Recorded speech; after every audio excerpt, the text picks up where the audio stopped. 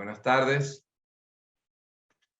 La Facultad de Ciencias y Artes de la Universidad Metropolitana, su Departamento de Humanidades, les da la bienvenida esta tarde en la conmemoración de los 90 años del pacto, del Plan de Barranquilla, perdón, 90 años del Plan de Barranquilla. Y vamos a escuchar esta tarde pues una disertación del doctor Rafael Arraiz Luca, abogado, poeta, historiador, gerente cultural e individuo de número de la Academia de la Lengua. Bueno, con ustedes pues tiene la palabra el doctor Rafael Arraiz Luca.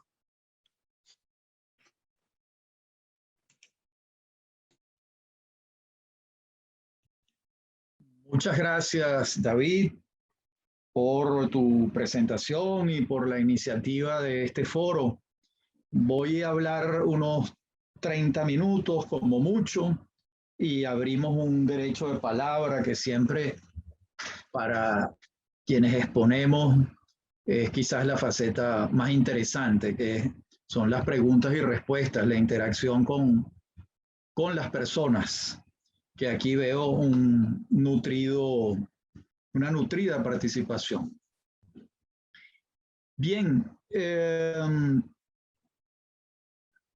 Plan de Barranquilla es de 1931 y solo se puede explicar a partir de los sucesos de la Semana del Estudiante en 1928. Recordemos que allí se ha creado en la Universidad Central de Venezuela la Federación de Estudiantes de Venezuela.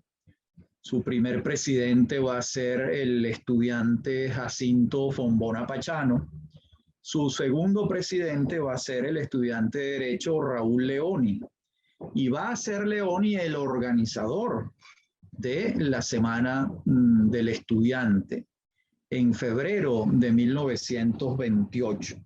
Cuando un conjunto de estudiantes, de escritores, de poetas, ejercen su derecho a pronunciarse a través de la palabra, no de las armas, sino a través de la palabra. Y hay eventos en los teatros caraqueños, en las plazas, y empieza una circunstancia inédita para el general Gómez, y es que hay unos muchachos que lo están atacando, están proponiendo una vida democrática, que están proponiendo pasar la página de la dictadura militar y no están armados. De modo que a él le resulta una circunstancia nueva, aquella que ha ocurrido. Para no redundar demasiado en los hechos anteriores, recordemos que un hijo de Eleazar López Contreras, Eleazar López Bolbrach, se suma a la revuelta estudiantil. Y Gómez encuentra la excusa perfecta porque este joven oficial se suma con una patrulla de militares. El hecho ya se hace un hecho militar, hay un argumento jurídico para intervenir y la dictadura del general Gómez pone preso a medio mundo estudiantil. Oigamos las proporciones. La Universidad Central de Venezuela en su totalidad en 1928 tenía 400 alumnos. Eso es una escuela pequeña en una universidad. En Venezuela hoy en día, ¿no? En Venezuela hay al día de hoy 120 casas de estudios de educación superior. Estamos en 1928.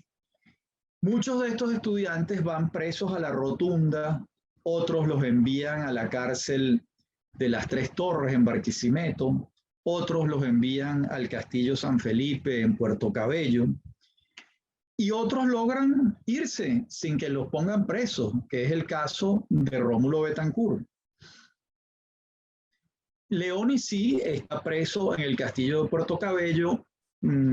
Empieza la romería de padres, madres, abuelos y tíos frente al general Gómez pidiendo la libertad de los muchachos. Gómez va liberando a muchísimos de esos 300, alrededor de 300 estudiantes presos, y quedan presos, digamos que los cabecillas, los que no lograron escapar, entre otros logran escapar algunos.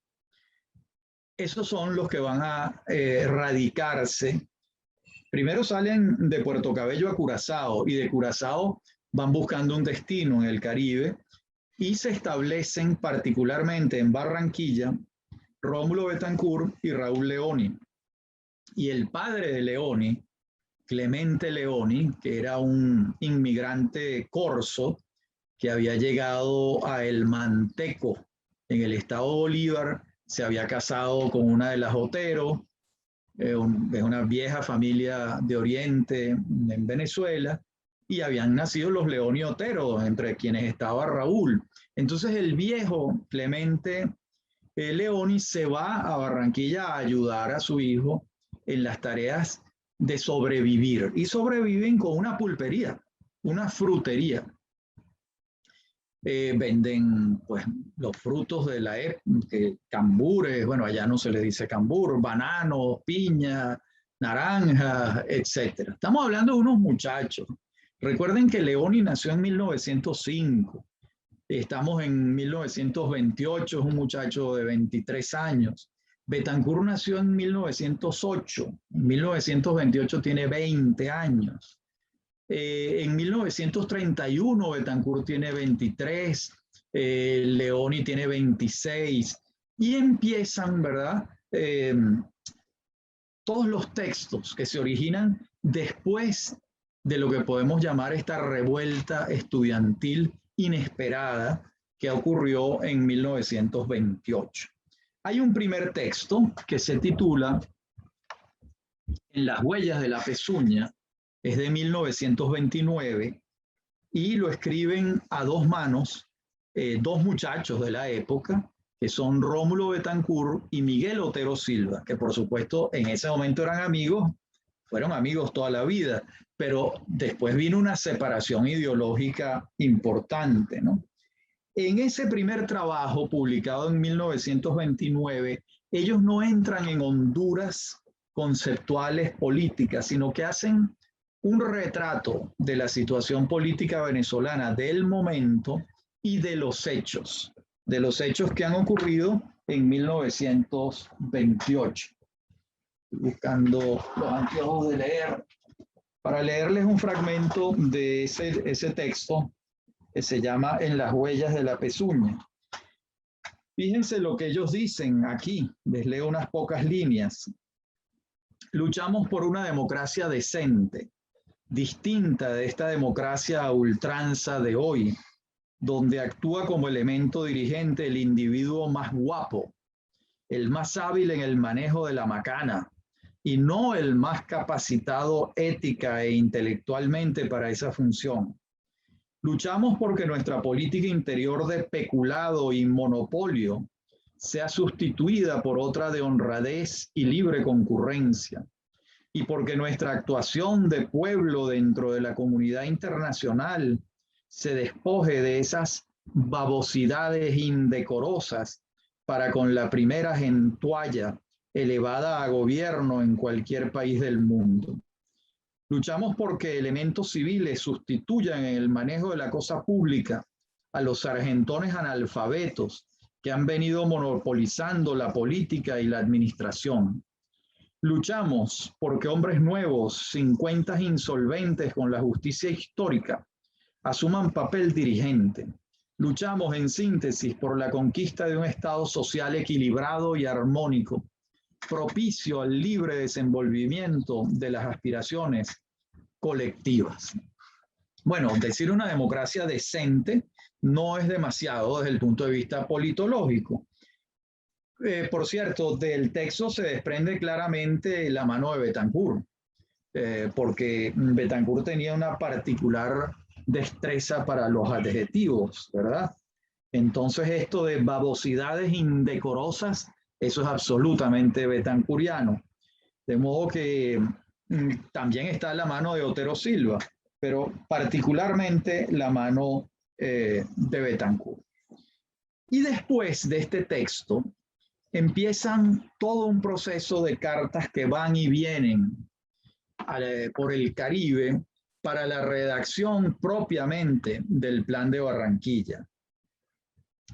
Entonces, ahí fíjense lo siguiente. El Plan de Barranquilla, que es de 1931, va a estar firmado por los que después de ese proceso de cartas que van y vienen en discusiones ya de un orden conceptual más importante, finalmente lo firman las siguientes personas, que van a ser muy importantes no todos, pero muchos van a ser muy importantes en la vida política venezolana. Rómulo Betancourt, Pedro Rodríguez Berroeta, Balmore Rodríguez, que fue un hombre muy importante, Raúl Leoni, obviamente, Juan José Palacios, César Camejo, Pedro Juliac, Mario Plaza Ponte, Simón Betancourt, Ricardo Montilla, que fue un ministro de Agricultura y gobernador en los gobiernos de Acción Democrática, Carlos Peña Uslar y Rafael Ángel Castillo. El Plan de Barranquilla es de marzo de 1931. Ahora tratemos, ¿verdad?, de analizar propiamente el plan. ¿Qué observo yo allí, la verdad? ¿Qué observo allí? Primero, fíjense lo que afirma Betancourt. Años después le dice, no, años después no, ese mismo año, en una carta dirigida a Germán Herrera Humérez, el 29 de julio de 1931, le dice Betancourt: el plan de Barranquilla lo redacté yo, reflejando el pensamiento de la izquierda moderada de la emigración, de la que no cree, llamándose marxista y creyendo honradamente en que está siendo leal a la ideología marxista, en sustituir a Gómez por un gobierno obrero campesino. Esto es muy interesante, porque ya él está aquí aclarando varios aspectos. Está aclarando que los muchachos que están redactando el plan de Barranquilla son de formación marxista, pero él la llama marxista moderada, no marxista radical. Y aquí comienza un deslinde entre los marxistas moderados, encabezados por Betancourt y Leoni, y los marxistas ortodoxos, donde estaban Miguel Otero Silva, los hermanos Machado, Rodolfo Quintero, Salvador de la Plaza, es decir, todos los otros con los que se va a producir el deslinde en Venezuela. Este es un cruce, una coyuntura, eso que hoy en día dando las direcciones llamamos una Y. Es decir, aquí hay unos marxistas moderados encabezados por Betancourt que comienzan a transitar el camino hacia la socialdemocracia. Y hay unos marxistas ortodoxos que se mantienen dentro de la ortodoxia soviética hasta el final de sus días, con muy pocas modificaciones, al menos estos personajes, ¿verdad? Entonces aquí ya hay una primera, ¿verdad? Una primera circunstancia en relación con, un primer aviso en relación con esto. Permítanme leerles lo que tengo previsto. De acuerdo con la profecía marxista, la revolución tendría que sobrevenir en las condiciones en que estaba Venezuela entonces, pero ello no ocurrió, como sabemos. Realmente la profecía marxista no ha ocurrido en ninguna parte del mundo, ¿no? No obstante, la formulación denota las lecturas que inspiraban el texto, que fundamentalmente Marx, ¿verdad? Después del párrafo que les leí, yo digo lo siguiente. Esta es mi tesis doctoral sobre que trabaja, uno de los aspectos que trabaja el plan de Barranquilla. Dos noticias de importancia arroja este párrafo de la misiva: el redactor del plan y la moderación de su redactor. Esto fue precisamente lo que le criticó Miguel Otero Silva por carta desde París el 21 de abril de 1931 a Betancourt. Ahí Otero le dice, objetivamente, el programa es pobrísimo. Esa es la opinión de Otero. Reclamaba ortodoxia e ímpetu revolucionario, mientras Betancourt confesaba propender a una línea moderada, dadas las circunstancias venezolanas. Lo cierto es que el plan se divide en dos partes, una analítica del pasado histórico y del presente político, en donde el instrumental marxista es evidente, y otra programática que ciertamente es moderada, tan moderada que puede comprenderse como un plan condescendiente con la democracia liberal y en consecuencia no propiamente marxista. En este sentido, es sorprendente que el derrotero que lleva el análisis esté basado en el materialismo histórico, en la dialéctica de la lucha de clases, mientras el plan formulado es más cercano a la reforma que a la revolución. Más aún, el propio redactor lo admite así. Fíjense lo que dice Betancourt. Hemos dicho programa mínimo porque suscrito hoy por nosotros apenas contempla los más urgentes problemas nacionales y porque el contenido mismo de nuestros postulados de acción es apenas reformista. De modo que había una gran claridad por parte de Betancourt de que se trataba de un plan reformista en su faceta de acción, porque lo interesante es que en su faceta de análisis de la realidad política venezolana es completamente marxista. Por eso yo lo llamo en mi tesis un plan híbrido, porque el análisis que se hace de la realidad es un análisis marxista, desde el materialismo histórico, pero lo que se propone no es exactamente marxista, porque lo que se propone es una democracia liberal. Entonces, esto es muy, muy interesante. Ahora veamos algunas proposiciones centrales del plan. Lo primero, civiles al manejo de la cosa pública. Esto lo estoy diciendo entrecomillado, esto lo dice el plan. Civiles al manejo de la cosa pública. Cito, lucha contra el caudillismo militarista. En otras palabras, ¿verdad? Al frente de los asuntos de gobierno, los civiles y los militares a sus tareas profesionales. Segundo, libertad de expresión y de asociación. Resguardo de los derechos individuales. Como vemos, algo que entonces preservaban las democracias liberales del mundo y no precisamente el socialismo real.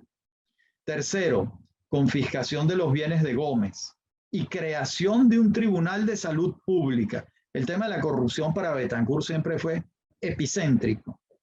Es decir, sanciones al peculado y lucha contra la corrupción. Cuarto, alfabetización y autonomía universitaria. Quinto, no más deudas. Nacionalización de las caídas de aguas. Esto es curioso. Control por parte del Estado o los municipios de los servicios públicos. Sexto, convocatoria de una asamblea constituyente. Este resumen recoge en muy pocas palabras el plan de Barranquilla en sus aspectos programáticos. Insistimos, hay una disonancia entre la contundencia del análisis histórico marxista de la realidad nacional y lo que se propone en consecuencia. No obstante, esta disonancia revela una temprana conciencia de su redactor. Entonces, Betancourt cuenta 23 años y ya opta por el reformismo y no por la revolución.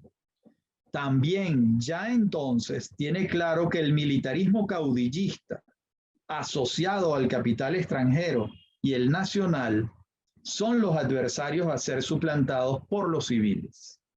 Esto es importante.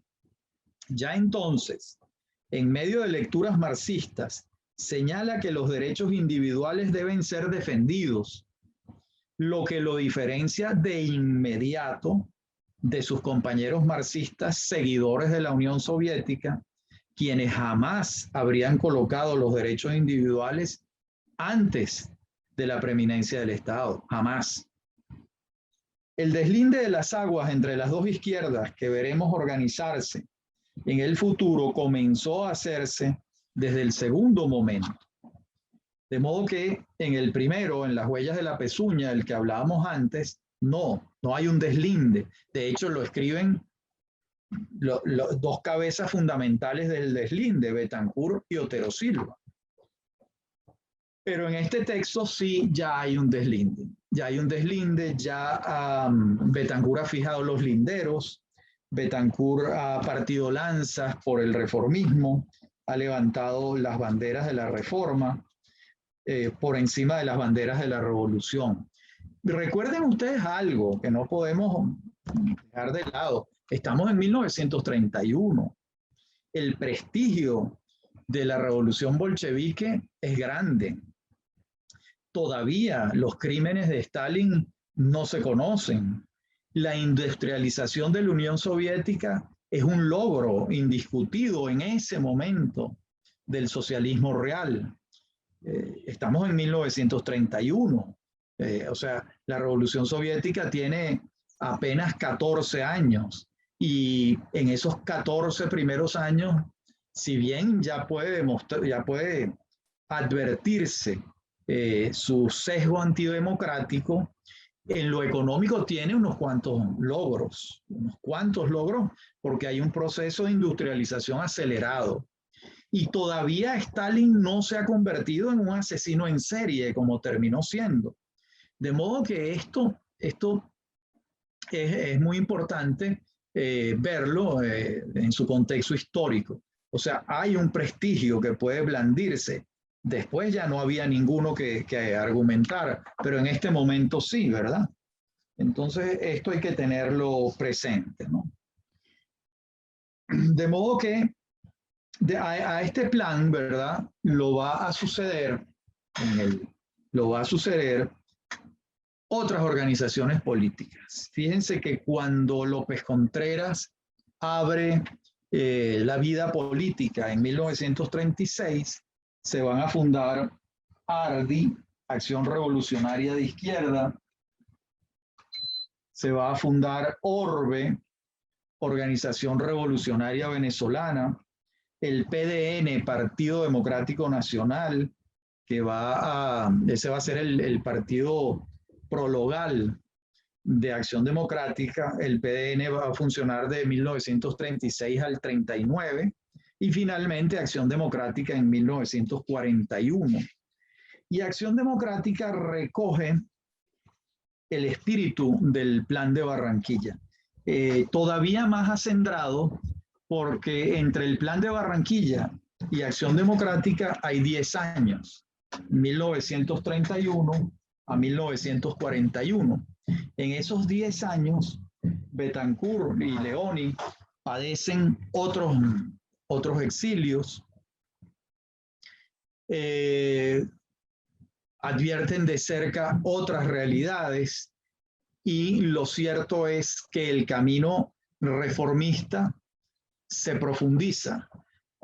No esconden lo que representó Víctor Raúl Haya de la Torre en Perú y la creación, ¿verdad?, del APRA en Perú como movimiento de izquierda democrática. De modo que, digamos que en América Latina, entre el APRA peruano y Acción Democrática, va a aparecer una fuerza socialdemócrata.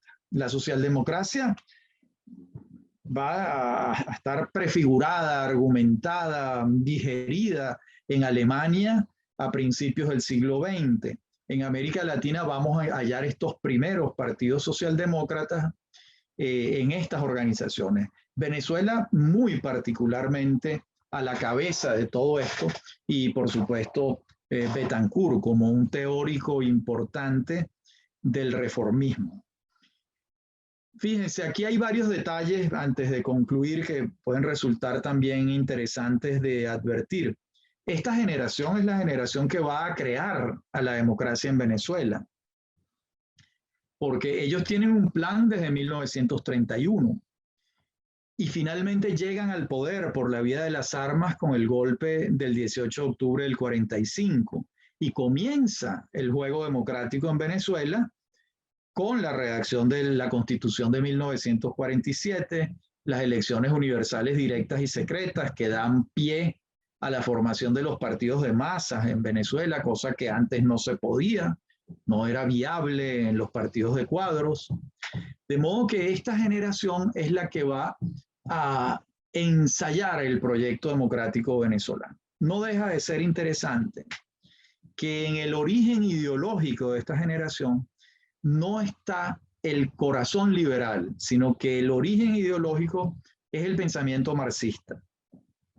Pero ese pensamiento marxista va a encontrar en Betancourt un capitán que hace el tránsito del marxismo hacia la socialdemocracia y va asumiendo muchísimos rasgos liberales.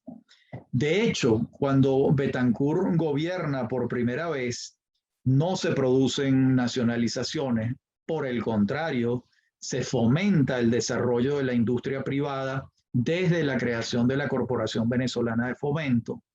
Cuando gobierna por segunda vez, se profundiza todavía más el programa socialdemócrata de Betancourt. Y la socialdemocracia, si bien incluye rasgos marxistas, también incluye como una columna central la democracia, el pluralismo, la libertad de expresión, la defensa de los derechos individuales, todo lo que ha sido los valores fundamentales del mundo occidental democrático. De modo que, hecha esta aclaratoria, creo que podemos concluir para escuchar las preguntas o leerlas, no sé cómo va a ser esto, o la gente las dirá de viva voz, ojalá sea así. En pocas palabras, el Plan de Barranquilla, como sostengo en mi tesis doctoral, es un programa híbrido de análisis de la realidad venezolana del momento desde la perspectiva marxista, que era un método de interpretación de la historia, pero su proposición está más nutrida e imantada por las ideas de las democracias liberales, sin que por eso abandonen los sesgos marxistas. Recordemos que Acción Democrática es el partido adalid de las fuerzas sindicales y del movimiento obrero venezolano.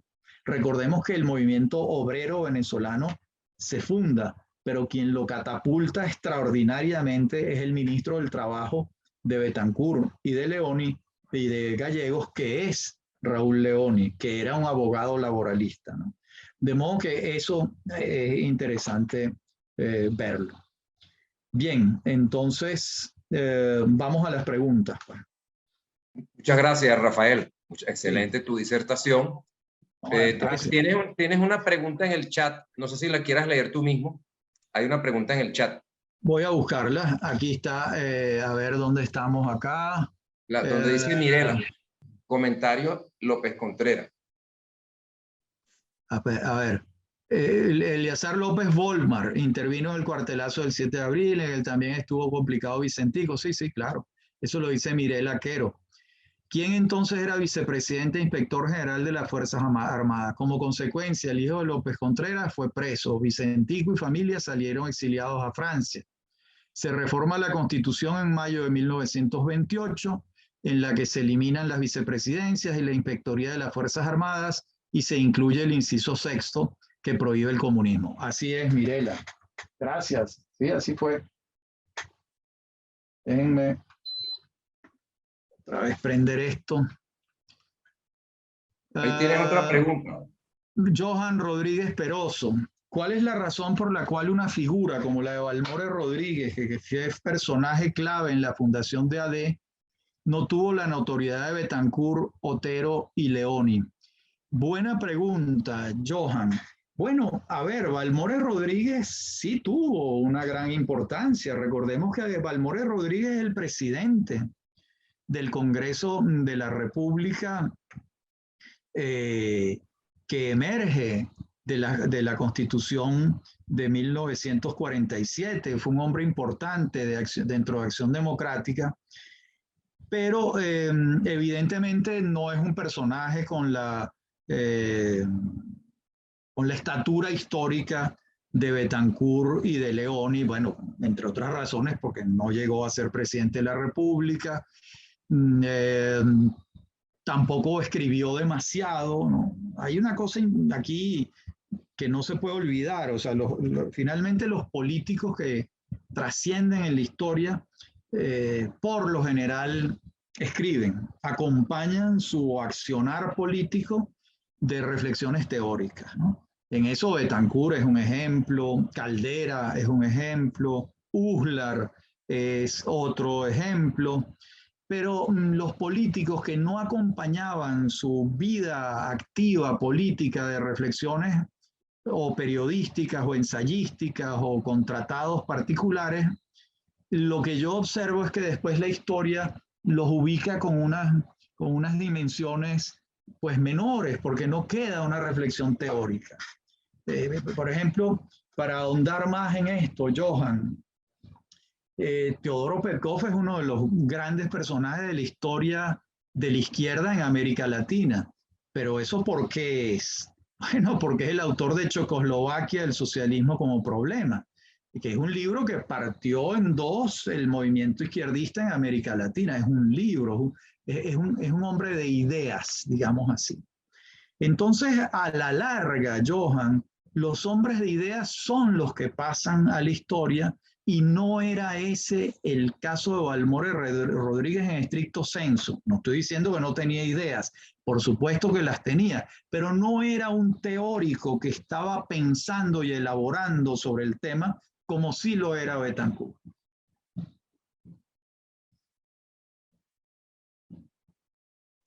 Muy importante, ¿verdad? Estos 90 años del Plan de Barranquilla.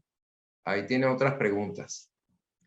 Dice Mirela Quero, ¿no crees que el carisma personal es básico para el liderazgo? Yo creo que sí, y eso es lo que ocurre con Betancur, pero también el liderazgo admite otros caminos, más allá del carisma, Mirela. Un buen caso histórico es Leoni. Fíjense lo siguiente, hay suficientes datos para saber que cuando Acción Democrática fue a escoger su candidato en 1963, Betancur, que era el presidente de la República, no se inclinaba a favor de la candidatura de Leoni. Betancur primero asomó el nombre de Luis Augusto Dubuc, que era su ministro de Relaciones Interiores. En el partido eso no avanzó. Después asomó el nombre de Alejandro Oropesa Castillo, el padre de Isa Dobles, que era un betancurista muy cercano. Tampoco avanzó. Entonces, ¿qué ocurrió? Se impuso la candidatura de Leoni, incluso contra la voluntad de Betancur. ¿Por qué ocurre eso? Porque Leoni era el hombre del aparato. ¿Por qué era el hombre del aparato? Porque había sido el fundador del movimiento sindical venezolano. Eso lo trabajo yo con mucho detenimiento en mi biografía de Leoni. Entonces ahí tú tienes un caso, Mirela, de liderazgo importante, pero no carismático, porque el doctor Leoni no tenía el carisma que tenía Betancur. Tampoco tenía el carisma que tenía Carlos Andrés Pérez. Carlos Andrés Pérez tenía más carisma que todos ellos juntos, incluso. Lo que constituyó Carlos Andrés Pérez como líder popular en Venezuela, yo creo que no ha ocurrido nunca antes ni después, pero eso es harina de otro costal. ¿Alguna otra pregunta? ¿Alguien en vivo? Como quiere Rafael, ¿verdad? ¿Alguna pregunta a viva voz? Profesor, en la sección preguntas y respuestas hay una pregunta. Ah, ok. ¿Cuál es la sección preguntas y respuestas? Aquí en está, la barra José inferior. Sí, José Manuel Romano Sobrino. Los puntos del programa del Plan de Barranquilla, Mutatis Mutandis, ¿podría ser aplicación actual en Venezuela? Claro está, nos falta el genio político de Rómulo Betancourt. Ahora bien, ¿cuál es la influencia de las ideas contempladas en el Plan de Barranquilla en el Pacto de Punto Fijo? Miren, no, son circunstancias históricas totalmente distintas. Más aún, las ideas recogidas en el Plan de Barranquilla ya no tienen demasiada vigencia. El Pacto de Punto Fijo es otra circunstancia. El origen del Pacto de Punto Fijo es el siguiente. Los tres partidos políticos que han padecido cárcel, muerte, persecuciones y exilio, que son Acción Democrática, URD y COPEI, dejan de lado al Partido Comunista, que ha padecido todo esto también, y se proponen un plan de gobernabilidad. El Pacto de Punto Fijo no es un pacto electoral, como si fue el Pacto del Frente Nacional en Colombia. El Pacto de Punto Fijo es un pacto de gobernabilidad estructurado sobre la siguiente idea. 10 años de dictadura militar, a ellos les habían comprobado que el principal enemigo del proyecto democrático venezolano era un sector importante de las Fuerzas Armadas. El pacto lo que buscaba era neutralizar, conjurar los intentos de las Fuerzas Armadas de volver al poder. Tanta razón tenían en el pacto que antes de firmar el pacto en el año 58 ya hubo 2 intentos de golpe del general Castroleón, otro de Evaristo Ramírez y Juan de Dios Moncada Vidal. Firmado el pacto y gobernando Betancourt, hubo varios intentos de golpes de Estado, el Barcelonazo, el Carupanazo, el Porteñazo, el atentado contra Betancourt en los próceres.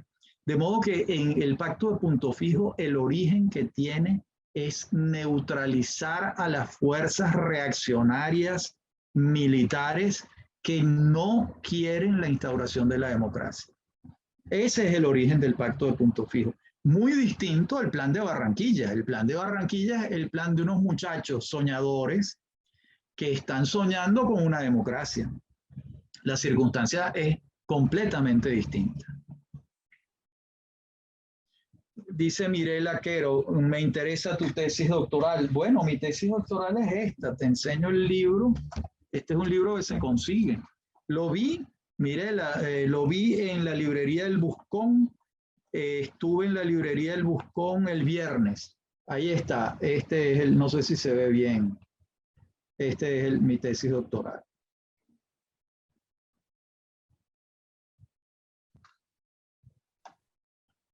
La profesora Beatriz Rodríguez desea hacer una pregunta. Adelante, profesora, colega y amiga, adelante.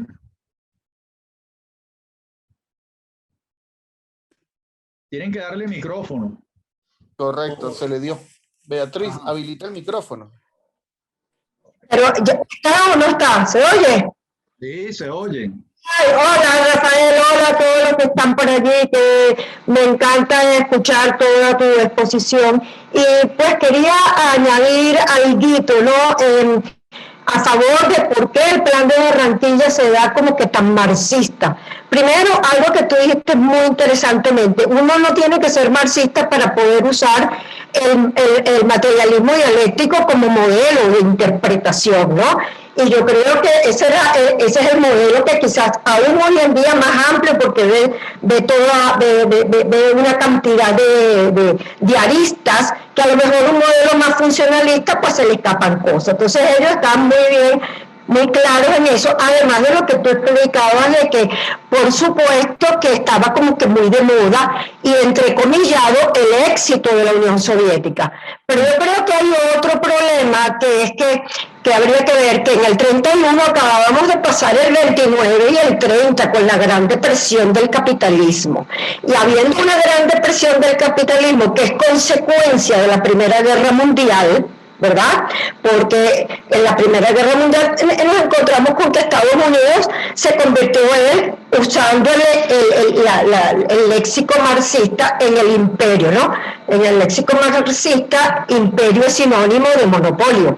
Entonces, a medida y según la tesis marxista, mientras más se monopoliza una sociedad, más rápido pasas a un socialismo, más rápido vas a una depresión. Entonces, Estados Unidos se monopoliza, entra en depresión, la Gran Depresión del 29 y del 30, y obviamente estaba el capitalismo de capa caída. Acordémonos entonces que en esa época también salió el New Deal, ¿no? Las políticas keynesianas. Ahí es donde está el basamento económico para la socialdemocracia. Y yo creo que ellos entienden el momento histórico y es que si hubieran hablado en otro lenguaje, pues tampoco de repente ni nadie les hubiera prestado atención. Es decir, fue hasta una estrategia de poder entrar, de conseguir interlocutores válidos para no ser ni siquiera rechazados.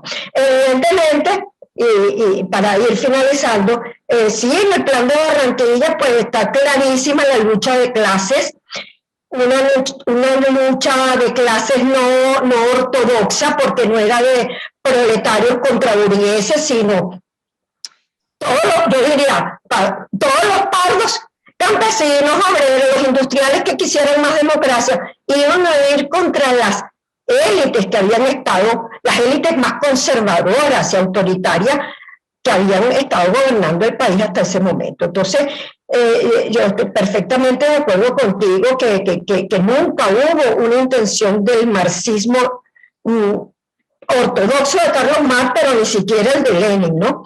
Y bueno, ese es un tema que da para mucho, ¿no? Ahí está el libro de Lenin del año 1905, de El imperialismo, última fase del capitalismo, donde todo el mundo dice, para defender a Lenin, pues todo el mundo dice, yo para defender a Lenin, porque la gente dice, esa fue una gran equivocación de Lenin. Pero es que yo creo que Lenin, cuando se da cuenta que Europa entró en aquella debacle de la Primera Guerra Mundial, en la destrucción, él pensó, bueno, ya llegamos a la última fase del capitalismo y lo que voy a hacer es que Rusia agarre la delantera y se adelante un socialismo, porque de todas maneras Europa viene a la cola en el socialismo. Entonces hubo una mala interpretación, una mala lectura de Lenin en ese momento.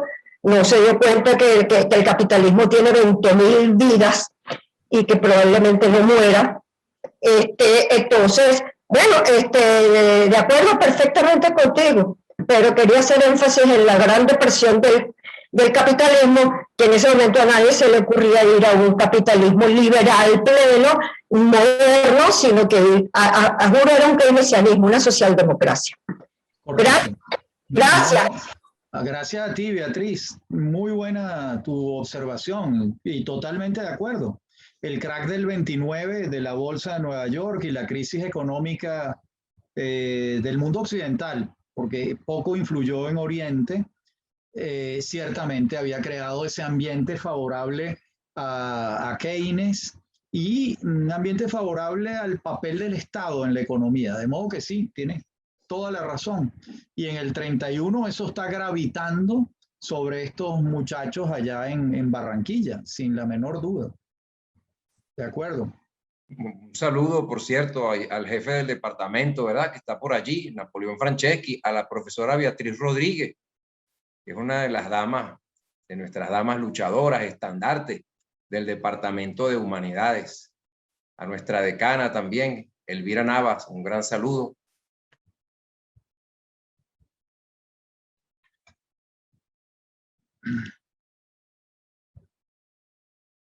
Ir a Venezuela los próximos 50 años, 60 años. Ese grupo de jóvenes exiliados en Barranquilla.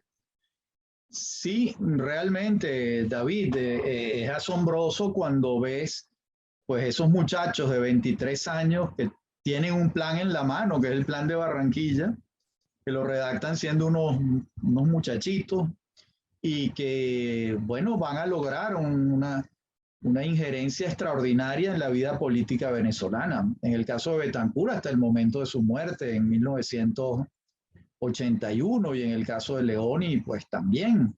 De modo que sí, que es Es un plan interesante, es un plan histórico, por eso lo estudiamos, por eso tenemos que verlo dentro de su contexto y por eso, pues para los estudiantes puede representar algo muy interesante.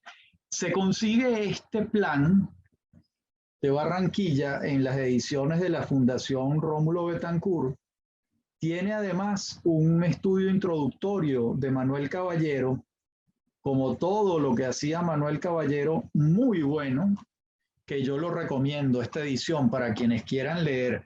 Por cierto, el plan de Barranquilla, no vayan a pensar que es un texto de 400 páginas. El plan de Barranquilla son unas 6 páginas con elementos esenciales y una política pues analítica, como venimos diciendo, y programática, como también hemos dicho.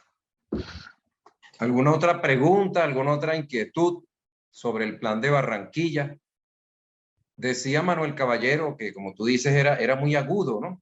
Un historiador nuestro muy agudo. Él decía que el plan de Barranquilla era una revolución burguesa. Y en cierta forma yo creo que no tiene vigencia hoy, porque esa revolución burguesa se vació de contenido el plan de Barranquilla porque el programa se realizó. Los venezolanos nos autoflagelamos mucho y no, ahí hay un plan, igual que el programa de febrero del año 36, son programas que se cumplieron, que se realizaron a lo largo de las próximas décadas. Es así, tal cual, tal cual. ¿Alguna otra pregunta, alguna otra motivación?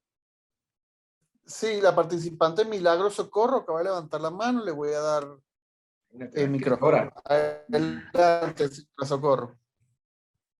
Hola, buenas tardes. Buenas tardes, Milagro.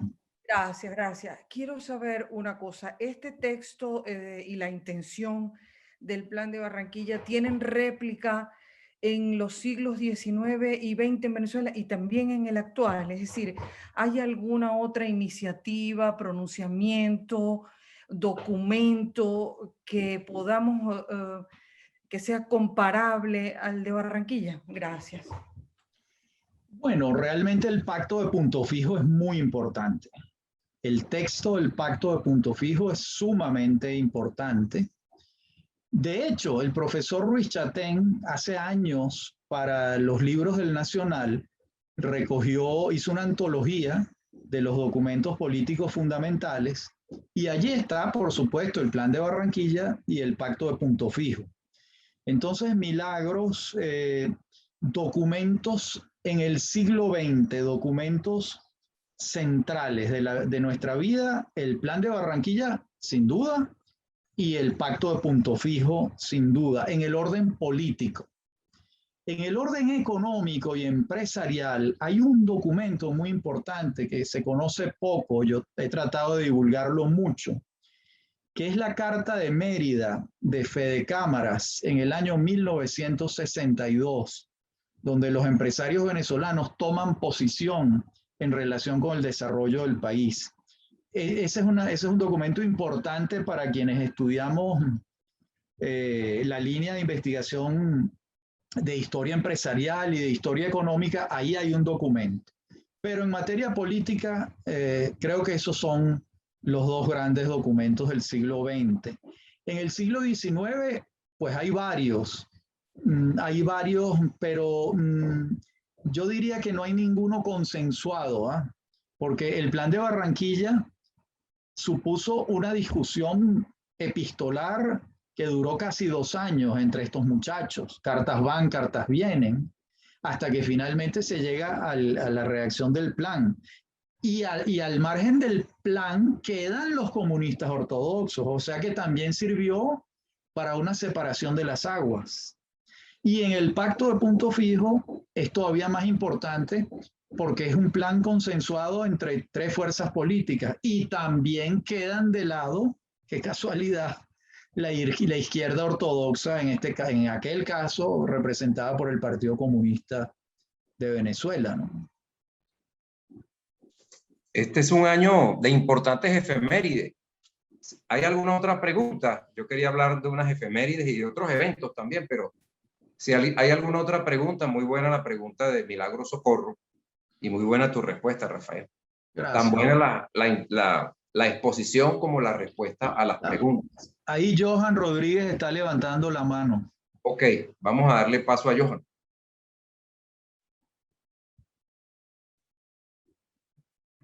Creo, Johan, tienes que activar tu micrófono, ¿no? Ah, ya lo puse. ¿Se escucha? Ok, sí, se escucha. Bueno, profesor, por supuesto, muy grato escucharlo nuevamente y felicitar a los organizadores del evento, que es muy importante. Dos cosas, una breve. En el sentido de la pregunta de Milagro, ¿se podría decir que el programa mínimo que acompañó el Pacto de Punto Fijo en el 58 podría ser un documento equiparable a este plan de Barranquilla, en el sentido en que Milagro lo pregunta, ¿no? Pudiera ser, sí, pudiera ser. Claro, lo que pasa es que siempre se lee en conjunto el texto del pacto y el programa mínimo, ¿no? Se lee en conjunto como un solo cuerpo, como en efecto creo que finalmente lo fue, ¿no? Muy bien. Lo segundo sería lo siguiente. En el plan de Barranquilla apunta de una manera muy certera a lo que era el pensamiento de ese liderazgo entonces para la transformación de la sociedad y de sus estructuras gobernantes de la época. Sí. Pero no se ve allí aún el acento en lo que sería después quizá uno de los aspectos más importantes de la gesta de Betancourt, como era la fundación de los partidos. No está allí señalado de una manera clara, ni se augura pues, que este sistema de partidos pudiera tener allí, digamos, una base de sustentación en su origen, al menos en su concepción. Sí, es muy buena observación. Yo creo que si Betancourt vislumbraba un sistema de partidos de masa, en el plan de Barranquilla no lo expresa claramente. No lo expresa. Yo creo que es muy temprano, a mi juicio. Recordemos, el redactor del plan es un muchacho de 23 años.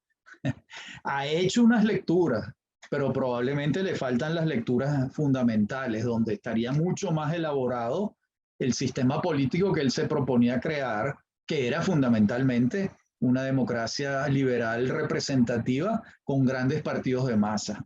Si eso hubiese aparecido en el plan de Barranquilla, oye, como se dice, chapó. Pero creo que no era el momento para que eso decantara dentro del pensamiento de Betancourt. Ok. Bueno, este año se conmemoran varias efemérides muy importantes. El plan de Barranquilla cumple 90 años, en marzo de este año cumplió. En junio se cumplen 200 años de la batalla de Carabobo, Rafael. Me imagino que tú, que siempre estás activo, tienes algo preparado ya. Bueno, y el Departamento de Humanidades está preparando un libro donde tú estás incluido. Sí, vamos a hacer un evento.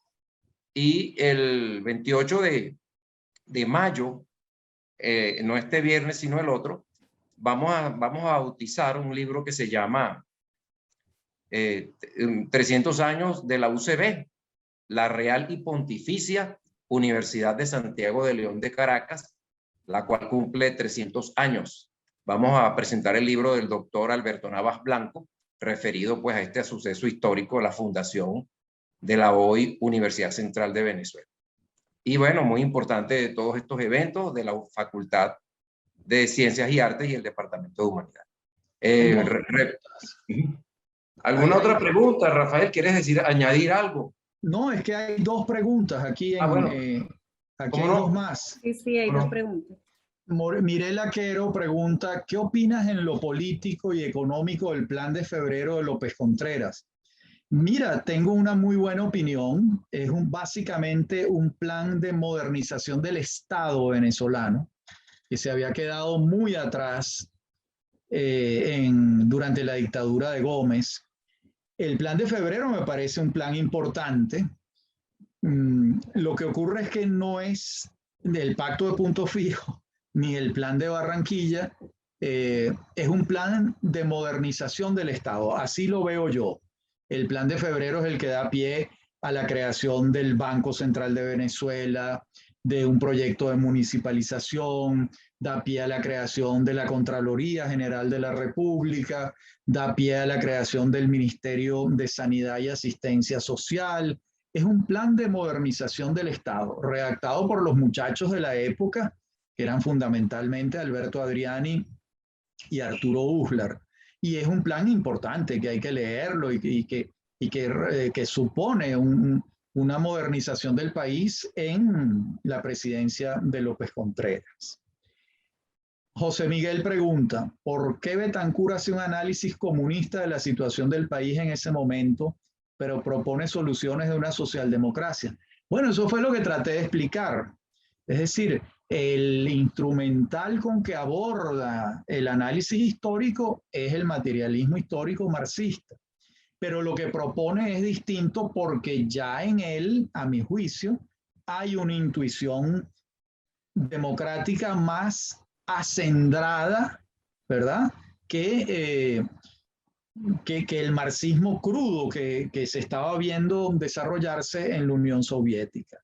De modo que por allí creo que puede haber una explicación. En todo caso fue así y inició el camino, los primeros pasos hacia la socialdemocracia por parte de Betancur, que uno pudiera incluso decir que estos primeros pasos eran intuitivos, era lo que estaba en su psique, más que en una elaboración propiamente, claramente conceptual. Aunque en 1931 ya las proposiciones socialdemócratas alemanas estaban escritas y Betancur seguramente había tenido acceso a ellas. Mirela Quero, comentario. Creo que como colofón del Plan de Barranquilla se escribe el compromiso de fundar un partido político al regresar a Venezuela. Sí, claro, pero eso pasa unos años después. Eso pasa en 1936.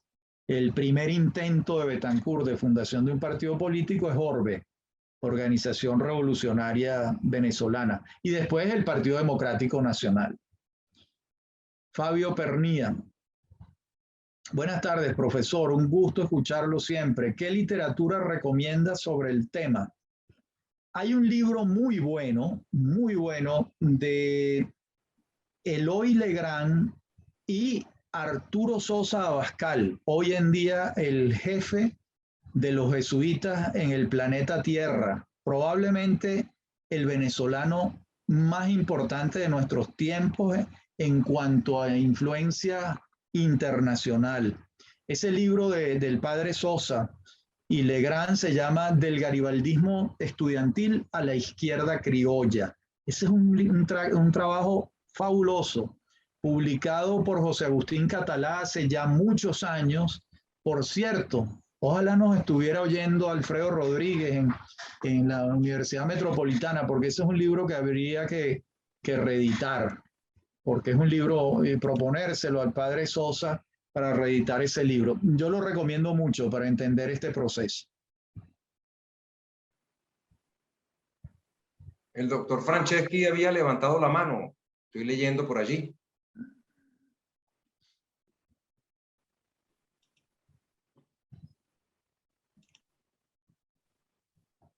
Bueno.